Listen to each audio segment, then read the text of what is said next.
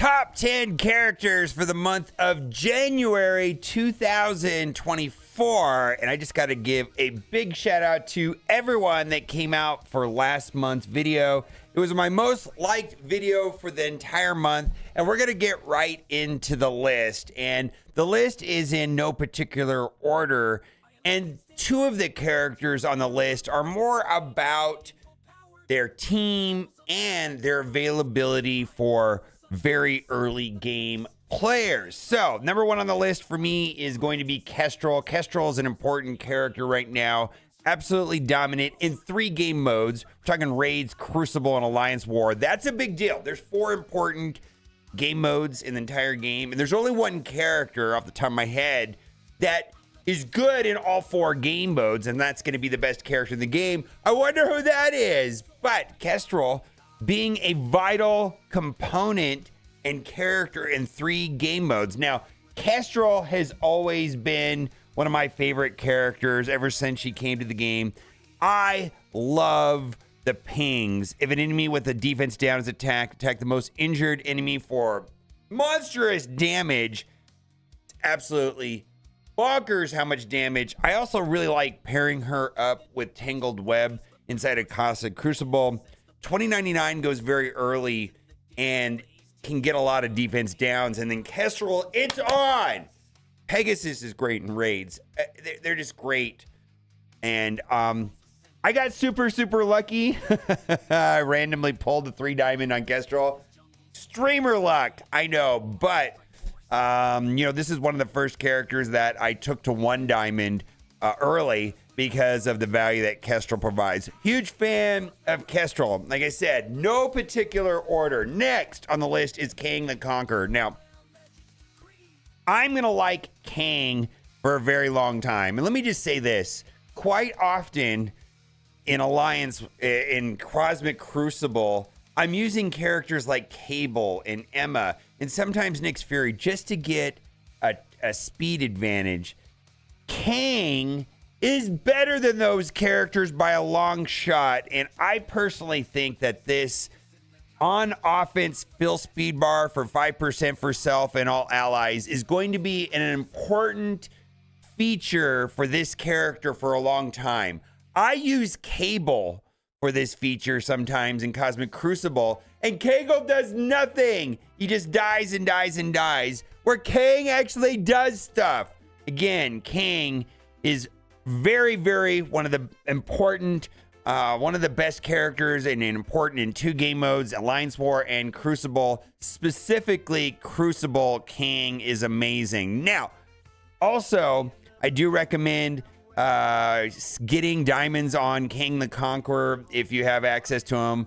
Not only did I purchase the 1, then I purchased the 2, so I've got 2 diamonds on Kang. And there's a reason why they call it the Kang Bang, because he just blows up nerds. This right here is just amazing. Absolutely amazing. All right, let's go to the next character, Apocalypse. See, Apocalypse is the second best character, second bestest character. I don't know what I'm saying. Second best character in the game. Very hard to get. It was a year-long event. We kind of call it like Dark Dimension 5.5. You know, it looked like they were pivoting away from Dark Dimensions between Dark Dimension 5 and then they did Apocalypse, and now they did Dark Dimension 6. But yeah, he's for sure the second best character in the game. There's just so much stuff that Apocalypse does, and he's one of the best plug-and-play characters. And I'm going to say that, as we know, Super Skrull is the best character in the game, and then there is a gap between Super Skrull and Apocalypse. But if we're going to start saying what is 3 through 10, they're a lot lower. I feel like Apocalypse and Super Skrull are just a lot better than 3 through 10 on this list, if you will. Even though this is in no particular order, I'm going to put Super Skrull at 1 and Apocalypse at number 2. There's just this crazy, he does the ultimate and then he gets the empowered basic, which just deletes people. And I believe that this is going to scale well for a long time, because being able to do 60% of the target's max health is going to be very useful in future Dark Dimensions and so on. Also, You can see right here the mythic tag. The mythic tag is being added to Super Scroll and even Kestrel and Dormammu and Doom, and that is going to be a requirement for Dark Dimension 7. The last 2 notes of Dark Dimension 7 are going to be mythic. Now there's going to be some challenges on who to take. We'll talk about that when we get to 2 other characters that are on this list. This is great. I know people are like saying, oh, I should skip Apocalypse. Don't skip Apocalypse. I don't even know how fun it would be to go through Dark Dimension 6 without Apocalypse. Dark Dimension 6 was for certain tuned around Apocalypse. This guy's a must-have. Really great character. Next is Gambit. Now, couple things. I debated putting Nightcrawler here or Gambit, but it's really the combo of them together. Gambit plus Nightcrawler is a big deal. Also, Gambit is accessible early game, and a lot of people have access to Gambit. My wife, Kat, just started playing Marvel Strike Force about 3 weeks ago, and there were 2 characters that were core members of teams that have really jump-started her progress at Marvel Strike Force. And one of those 2 characters was Gambit. Now, hopefully I'll be able to get a 3 diamond on Gambit for the event that is running right now for Kiln.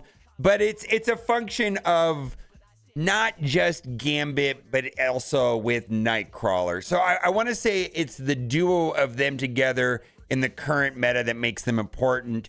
Gambit and Nightcrawler are important not only in Cosmic Crucible, but also in Alliance War, and the Extreme X-Men are very useful in raids. So Gambit and Nightcrawler are important in 3 game modes. So like there's 4 game modes that are important in this game: Arena, Raids, Alliance War, and Cosmic Crucible. And if there's a character out there that is important in 3 of them, like we talked about a minute ago, Kestrel, Gambit is one of those characters as well. So I'm really excited to put Gambit on this list. Now, he has a ping, and that's the reason why I like him a lot, is that whenever anybody else takes a turn on the other team, attack the most injured non-summon enemy, ignoring time. Gambit's ping is a mess, and Scopely, don't put 2 Gambits on a node. Double Gambits is almost unfair. Next is Spider Weaver. Spider Weaver is an important character, and again, in that category of Kestrel, where Spider Weaver was created specifically for Marvel Strike Force. And there's a couple things that just make Kestrel amazing. Her charge mechanic, Will. So when she goes, especially when she's paired up with 2099 speeds this up and gives extra basically turn meter to Weaver. It's an amazing combo. But being able to apply stun and trauma is quite good. Trauma is a very powerful mechanic, and stun, of course, is like the best thing you can do, but there's characters that are resistant to stun, so stun plus trauma sidestep that. Now the charges is what makes Weaver so impactful, is that the misses, right? When she has these charge, lower the accuracy by 100%. For all enemies. And so every character has, generally most characters have a base accuracy of 100. There's some exceptions, like Daredevil has higher amounts. Natively blind characters in lore, like Cyclops and Daredevil, have higher accuracy. But in general, most characters in this game have 100 accuracy, and lowering the accuracy by 100% means they miss. Kind of a big deal. Spider Weaver easily makes the list. One of my favorite characters. Also, I put a diamond on Spider Weaver. I think that was a good value. Dormammu's amazing.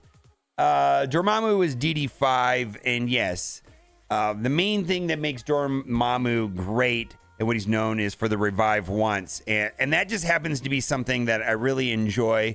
Like with Undying, I like pairing Dormammu up with Undying. That way my zombie Juggernaut can survive to get enough charges to actually have his own revive base. But the real reason why I like Dormammu is, again, stun plus trauma. Where have we seen that before? Oh, Spider Weaver, stun plus trauma is so powerful. 3 charged, and then the charge mechanic is quite good because whenever an enemy takes a turn and Dormammu has charge, flip all positive effects to negative effects, apply 2 bleed to that enemy, which is also amazing with zombie Iron Man. So I really like Dormammu on the Undying team.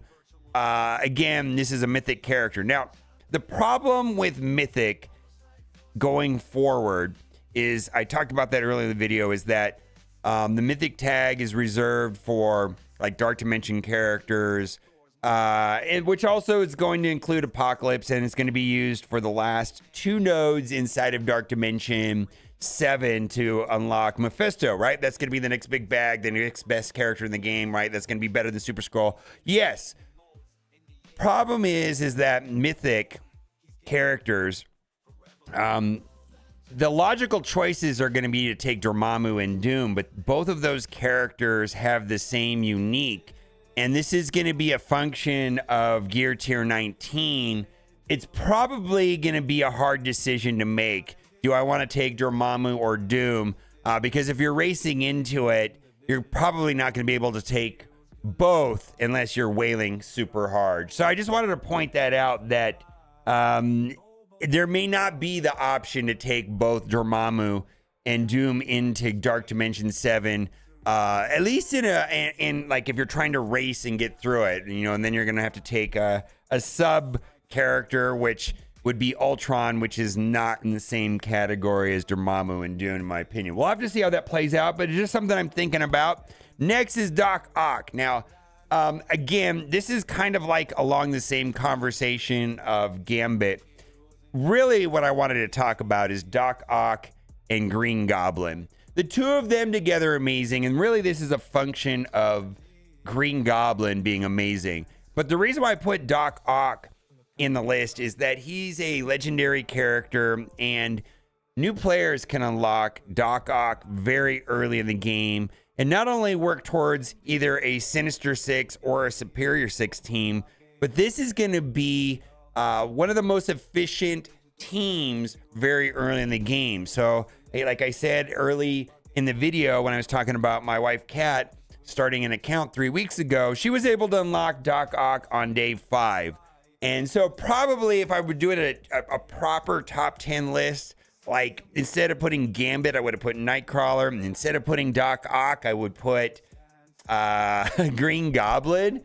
Green Goblin Classic, the legendary. Oh yeah, that's also very important. There's 2 Green Goblins in the game. The Green Goblin that I'm referring to is Green Goblin Classic, which is the legendary character. Anyways, very important.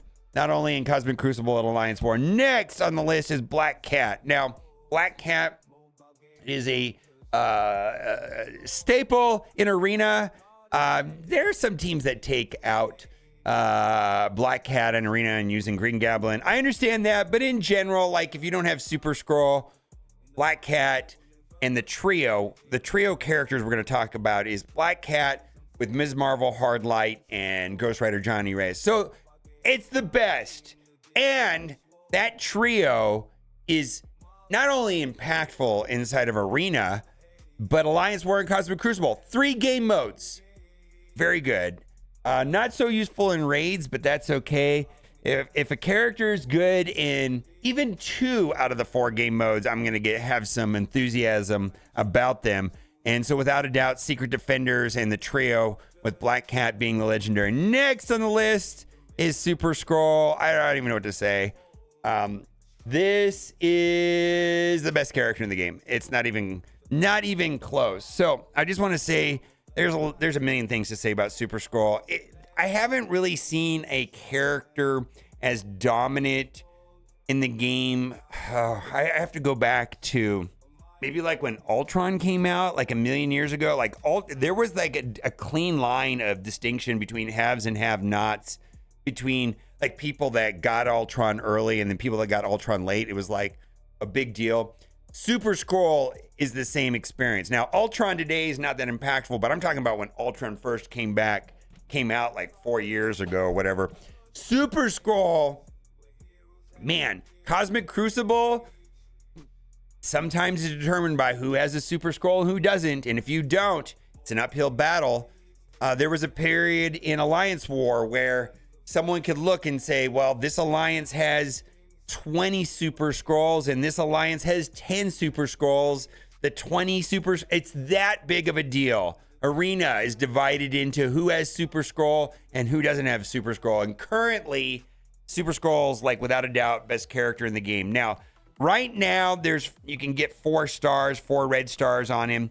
There was a data mine suggesting that they were going to start using dark promotion credits for Super Skrull. Right now, the top use for dark promotion credits, without a doubt, is going to be Apocalypse. And after that, it's going to be Super Skrull. I got to tell you, there was a bunch of characters that I didn't put on this list, but I had to put Dr. Doom on here. And I just wanted to say that, you know, I was like struggling. Do I put Nova on here? Do I put Icarus? So on. If there's any characters that you think I forgot, put it in the comment section. But Doom, time and time again, is turning to be an important character. Now, this is a character that's been out for a minute, Dark Dimension 4. And here's the thing about Doom, is like when he gets pushed below 50%, he gets turn meter and then he gets ability energy and he goes into his ultimate. And when he goes into his ultimate, he's going to give speed bar, not only to himself, but to the ally with the highest damage. And the synergy, let's say, with him and Kang is just absolutely bonkers. And these turn meter manipulation mechanics like this right here, fill speed bar by 300%, are going to be important for a long time. Because whatever the next Kang is, or the next Super Skrull, or the next Mephisto, Doom is going to work well just because of that mechanic. Doom gets pushed early in the match, goes below 50%, gets turn meter, gets the ability energy, pops off the ultimate.